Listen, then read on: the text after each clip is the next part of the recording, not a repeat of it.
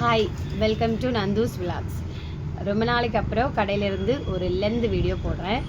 நிறைய பேர் வந்துட்டு என்னை ரொம்ப மிஸ் பண்ணியிருந்தீங்க. நீங்கள் கடைக்கு போகலையா, லீவ் போட்டிங்களா, வேலைக்கு போகலையா அப்படின்னு நிறைய பேர் கேட்டுகிட்டே இருந்தீங்க. ஸோ மறுபடியும் நான் வந்துட்டேன். டிசம்பர் 22 கரெக்டாக நான் லீவ் போட ஆரம்பித்த டைமு.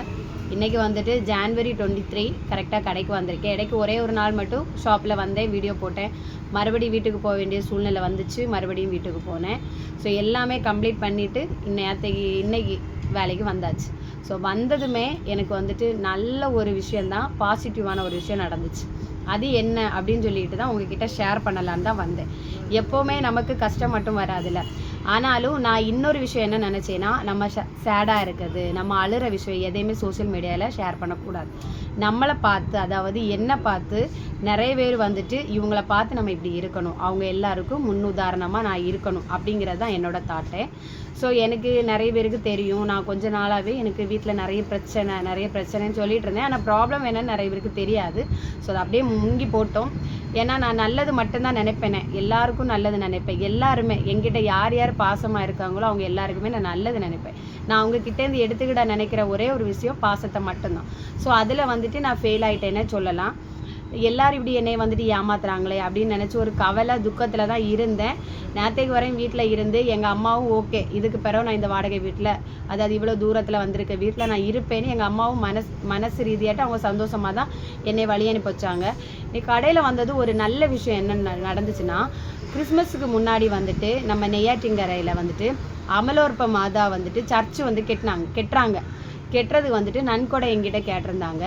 அந்த நன்கொடை அவங்க எப்படி கலெக்ட் பண்ணாங்கன்னா, ஒரு கூப்பன் மாதிரி கொடுப்பாங்க. அந்த கூப்பன் வந்துட்டு 250 ரூபா.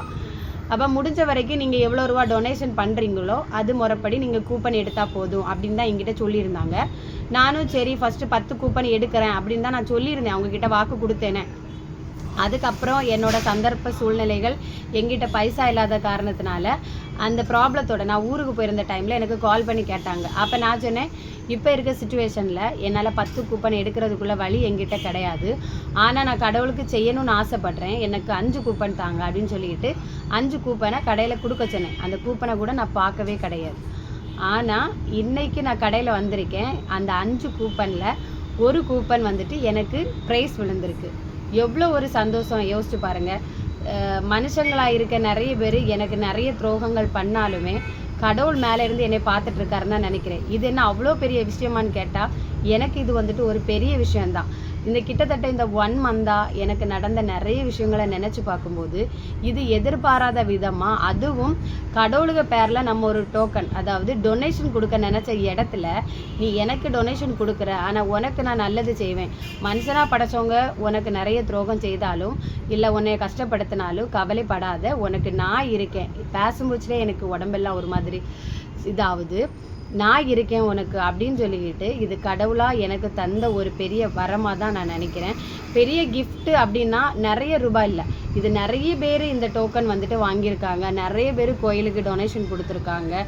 எவ்வளோ பேர் கணக்கே இல்லை. அந்த இடத்துல ஒரு 50 ப்ரைஸில் நமக்கு ஒரு ப்ரைஸ் விழுந்திருக்குன்னா அது எவ்வளோ பெரிய அதிசயம் சொல்லுங்கள். அதுவும் இவ்வளோ நாள் கழிஞ்சு 1 மந்த்துக்கு அப்புறம் என்னோட மொத்த ஸ்ட்ரெஸ்ஸை இறக்கி வச்சுக்கிட்டு நான் வேலைக்கு வந்து தினம் பார்த்து இன்றைக்கி நான் வேலைக்கு வரேன், இல்லை இன்றைக்கி நான் கடையில் இருப்பேன்னு கூட அவங்களுக்கு தெரியாது. எதாச்சியா சரி பரிசு விழுந்திருக்கு, அந்த பரிசை கொண்டு அவங்கக்கிட்ட கொடுக்கலாம் அப்படின்னு சொல்லிட்டு கடையில் கொடுக்கலாம் சொல்லி வந்த நேரத்தில் நான் இன்றைக்கி பார்த்து வேலைக்கு வந்திருக்கேன். எவ்வளோ அதிசயமான ஒரு விஷயம் பாருங்கள். கடவுளோட அதிசயத்தை பார்த்தீங்களா? இவ்வளோ நேரம் பேசிகிட்டு இருந்தேன். ஸோ அந்த டோக்கன் என்னன்னு சொல்லிக்கிட்டு காட்டுறேன். இது தாங்க அந்த டோக்கன், தெரியுதா? இதில் வந்துட்டு நான் 5 எண்ணம் எடுத்திருந்தேன். இது வந்துட்டு கழிஞ்ச டிசம்பர் மாதம் எடுத்திருந்தேன். டிசம்பர் ஆமாம் கிறிஸ்மஸுக்கு முன்னாடி தான் எடுத்திருந்தேன். அதுக்கு எனக்கு விழுந்த பரிசு தான் நான் இப்போ காட்டுறேன்.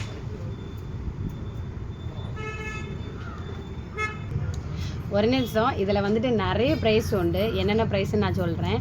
ஃபஸ்ட் ப்ரைஸ் வந்துட்டு விழுந்தவங்களுக்கு காரு, செகண்ட் ப்ரைஸ் விழுந்தவங்களுக்கு வந்துட்டு பைக்கு, தேர்ட் ப்ரைஸ் வந்துட்டு ஃப்ரிட்ஜு, ஃபோர்த் ப்ரைஸ் வந்துட்டு வாஷிங் மிஷின், ஃபிஃப்த்து வந்துட்டு எல்இடி டிவி, எல்சிடி டிவி இருக்குது.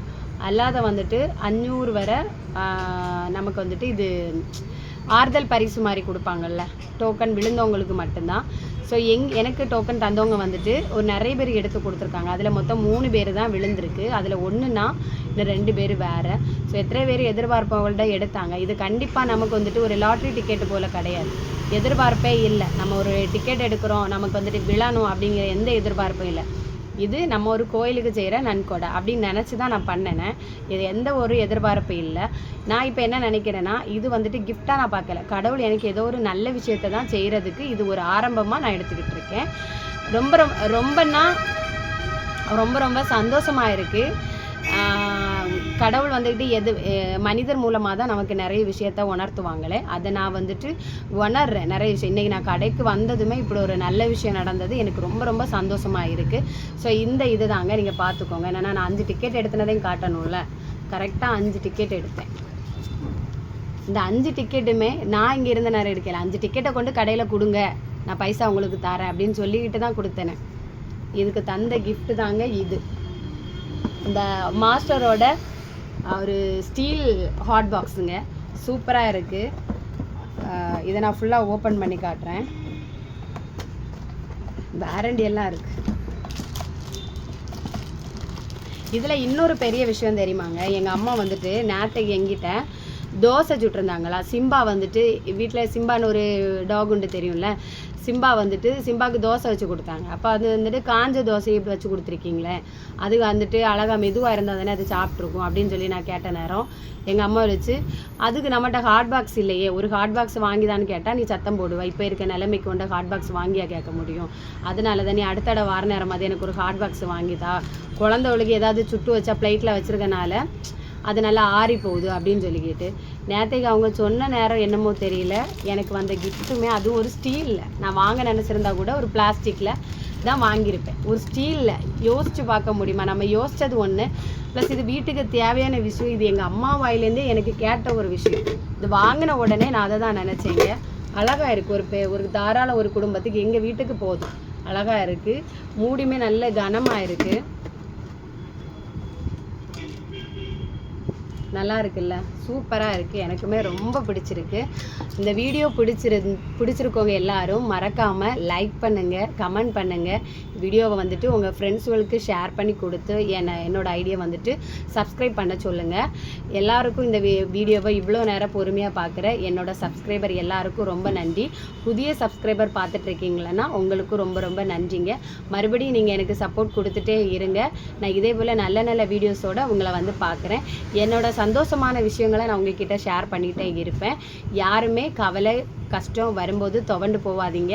அதுலேருந்து கண்டிப்பாக நம்ம மேலே வருவோம். நம்ம பேரில் எந்த ஒரு தப்பும் கிடையாது. நம்ம மனசாட்சிக்கு அறிஞ்சு நம்ம எந்த ஒரு தப்பும் பண்ணலைன்னா, நாள் எடுத்தாலும் நாள் அதிகமாக செலவு பண்ணாலுமே நமக்கான ஒரு நல்ல விஷயம் நம்மளை எதிர்பாராத நேரத்தில் நம்மளை வந்து சேரும். நான் அதை முழுமையாக நம்புகிறேன். நீங்களும் நம்புங்க. என்னை பார்த்து நிறைய பேர் வந்துட்டு பாசிட்டிவாக இருக்கணும்னு மட்டும் நினச்சிதாங்க என்னோட சந்தோஷத்தை நான் ஷேர் பண்ணிகிட்ருக்கேன். துக்கம் எல்லாரோட வாழ்க்கையிலையும் உண்டு, வராத ஆளே கிடையாது. ஆனால் சந்தோஷங்கள் வந்துட்டு வரதை வந்துட்டு ஷேர் பண்ணும்போது என்னை பார்த்து நிறைய பேர் பாசிட்டிவ் ஆகணும், நிறைய பேர் அவங்க லைஃப்பில் வந்துட்டு பாசிட்டிவாக இருக்கணும் அப்படின்னு நினச்சிதாங்க இந்த வீடியோவை போஸ்ட் பண்ணுறேன். மறக்காமல் உங்களோட ஒப்பீனியனை கமெண்ட் பண்ணுங்கள்.